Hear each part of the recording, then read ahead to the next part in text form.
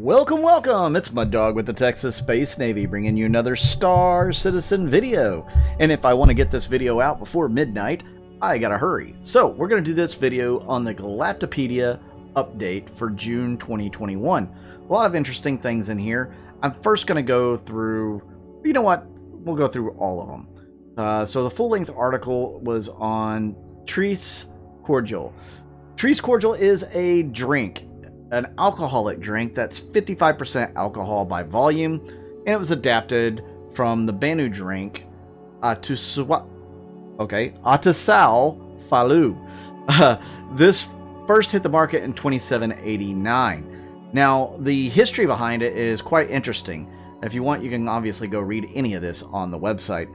But the original drink of Atusal Falu that the Banu made, I am probably butchering that, it was originally banned in 2445 after 3 humans were accidentally poisoned by the container of the drink. I don't know what the container was. It's a Slomodian.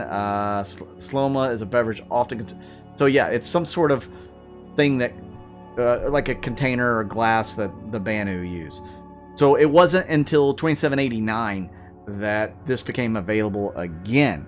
Funny thing about it is that one of the distilleries, Suli, that the Banu had in the Bacchus flotilla, actually made a human-safe version that kind of altered the taste just a little bit, but it was enough that those humans would start taking plenty of bottles back with them into the UEE.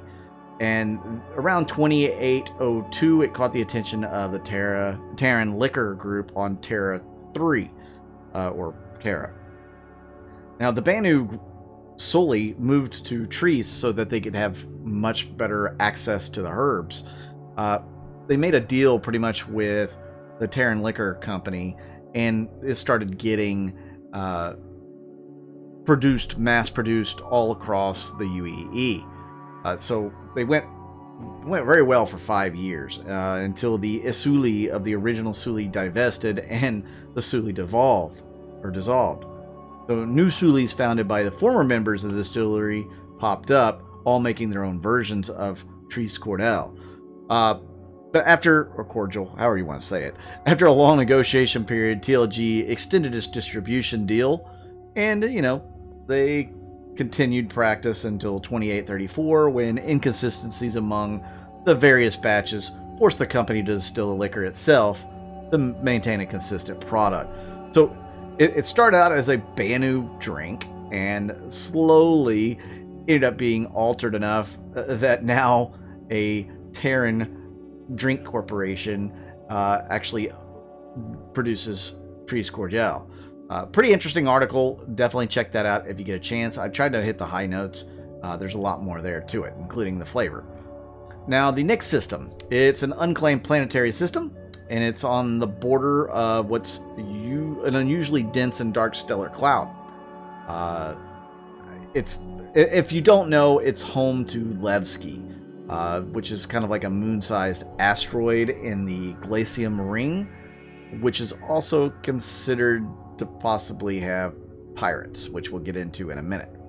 Nyx 1 is a coreless planet that orbits the closest to the Nyx sun, and it's rich with ore, so a lot of people used to go there to mine, but it was so mined that it's pretty much abandoned nowadays. There's not a whole lot of stuff left there that people know about, and maybe you'll be able to stake your own claim there when Nyx comes into the game. Hopefully before the end of the year, but maybe next year. Nyx 2. It's a smog planet with poisonous corrosive atmosphere. It has acid and carbon dioxide. Not a fun place to visit, so you definitely want to have some really good protective equipment when you go there. It's actually, it can't be altered by terraforming, so this planet is just not habitable at all. I wonder what will be hidden there and how much damage your ship and you will take when you go there. Always good to know. Nyx 3 is an ice giant. It's the furthest planet from the sun, and it has a very stormy atmosphere composed mainly of ammonia and water vapor. Sounds lovely. The ocean is supercritical water, and it surrounds the planet's rocky core. So it's got high dangerous winds that prevent miners from extracting resources. Very much not habitable either. Not sure what you'll be able to do there. Maybe you'll be able to mine if you can figure out a system or a way to do it. It sounds like it's not a very big hope, but then again, maybe mining processes have gotten better over the years, and the player characters will find a way to mine this formerly unmineable planet. Delamar. As you know, it is the home of Levski. There's quite a bit of history about it. This planet was first occupied by political dissenters of the United Earth Empire, and they moved into a mining facility that was on Delamar, and they formed an independent community that they called the People's Alliance. Now it's called Levski.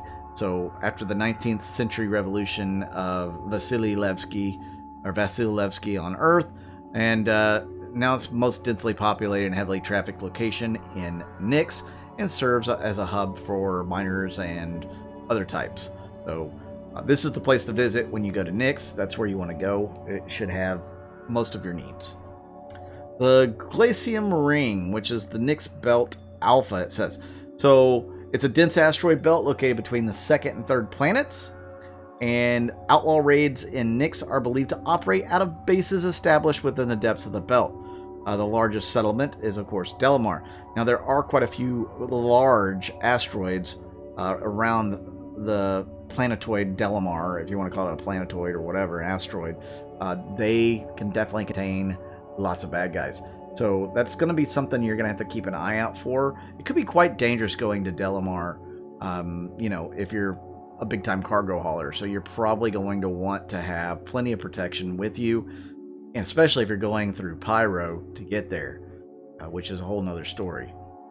Raylan. So this one showed up in the Galactapedia. This is obviously the Gatac Raylan, the cargo spacecraft, released in 2951, developed by Gatac Manufacture for human and Xi'an markets.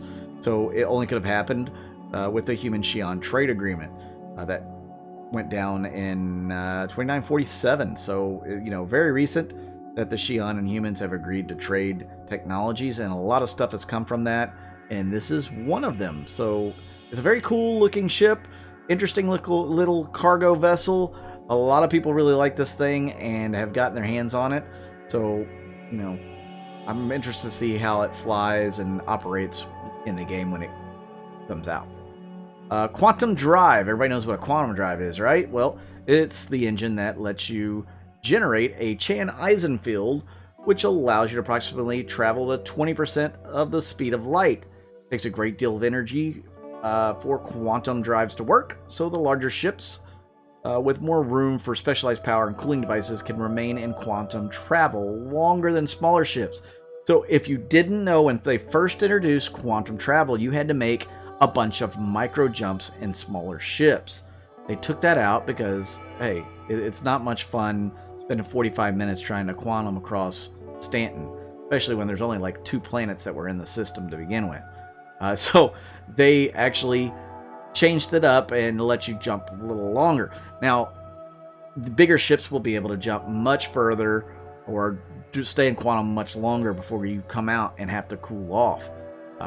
You notice every time you come out of quantum, there's a cool off period, especially on the longer jumps. You're going to experience that in a big way if you're jumping in systems like Pyro or Nyx that are much bigger than what Stanton is. So definitely keep that on the radar. That, you know, you want a bigger ship to make those longer distance traveling. The first Xi'an quantum drive was created in 2543. It says 343 BCE. I don't know exactly what that means, but the quantum drive in human technology was created around 2075, and it was capable of reaching 1/100th the speed of light, so 1% instead of 20%.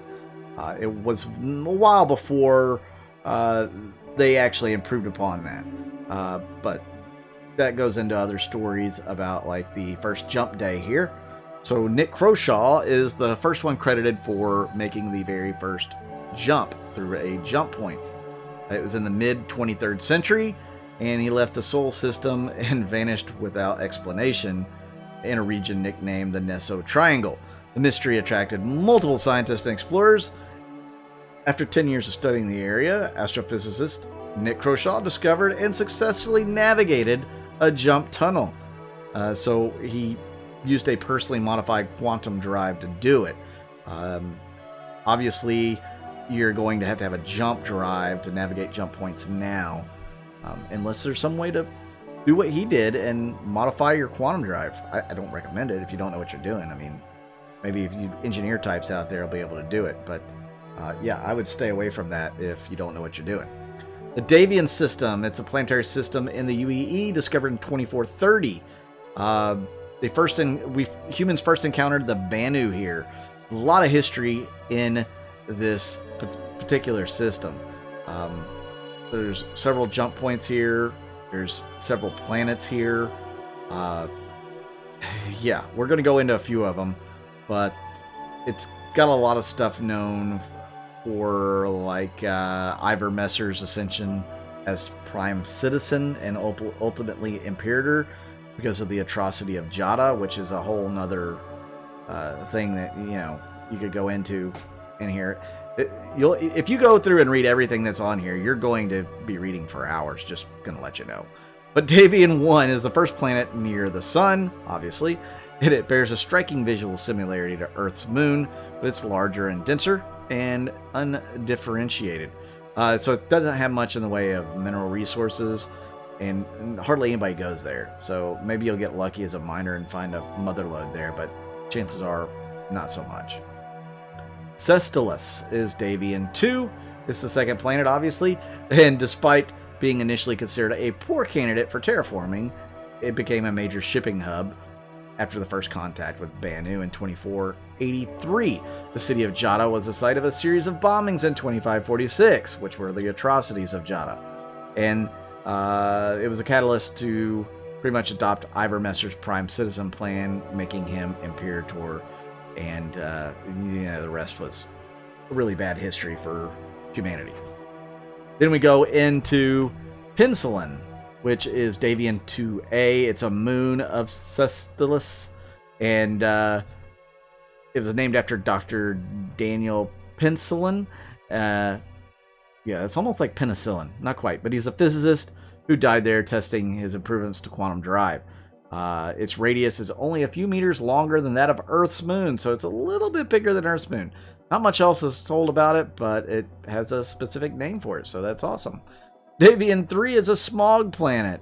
It orbits further from the sun than Davian's only inhabited planet of Sestulus. Its thick, acidic atmosphere has made the planet much hotter. So you can land on the planet, but it's highly corrosive and it will damage your spacecraft. God only knows what it'll do to you. So you might want to stay off of Davian 3. Davian 4 is an ice giant. We know about ice giants. It was also chosen as the parent body for the Banu Friendship Museum due to its picturesque blue and white atmosphere and proximity to Davian Cathcart jump point. Interesting. I wonder how much civilization's actually on the ice planet. Chemline Solutions, the human manufacturer and distributor of industrial chemicals. It was founded in 2889. It was also destroyed by the twins. It's pretty funny, actually. Well, kind of funny and sad at the same time. But they closed its doors in 2919 and sealed it in 2923 because of the legal battle that pretty much destroyed the company. So, yeah. Parker Terrell. He's a human investigative journalist and host of a talk show, Plain Truth, and doesn't really speak it. So his version of truth is very suspect, according to most experts, we'll say. Star Watch. It's a popular celebrity gossip and pop culture show produced for Spectrum that debuted in 2940. So all the fans are called Star Watchers, and this is pretty much your TMZ of the verse. Let's put it that way. Booty Call. It's It's an underground Spectrum broadcast that covers events pertaining to the criminal underworld of the UEE. It's hosted by an anonymous person who goes by the pseudonym Jester. Perfect. It had first appeared in 2941 when Jester successfully hijacked Spectrum's signal and aired information on a planned advocacy sting on independent settlement of Levski. So he regularly started to, produce episodes and stuff. So that's pretty cool. I like that. That's a pretty cool history there. And then Starburst Collective. It's a human S-pop band based in Sci-fi or Centauri 3. The group is composed of S-guitar player. Well, you don't care. Anyways, they put up their stuff and then came out of retirement more or less, and has been the big popular wave ever since. So that is the Galactapedia for June of 2021. I hope you guys liked it. Definitely check out the articles. The Galactapedia is a great source of any kind of information you want to go to, and you can find that on the website. It's under, what is it under? Probably under community, or actually it's probably under apps. Yeah, apps and Galactapedia right there.